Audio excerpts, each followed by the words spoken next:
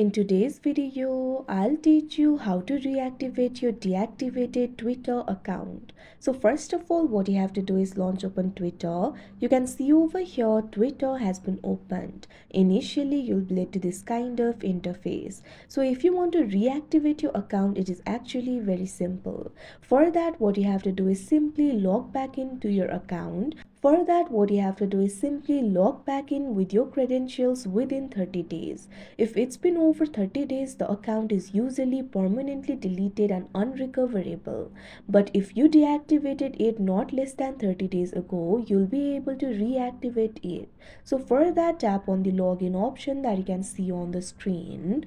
Now you'll be able to log into your account, enter your phone number, email or username over here. Tap on this field and enter the credential. Now tap on the next option that you can see on the screen. Now you'll be prompted to enter your password. Simply enter your password over here.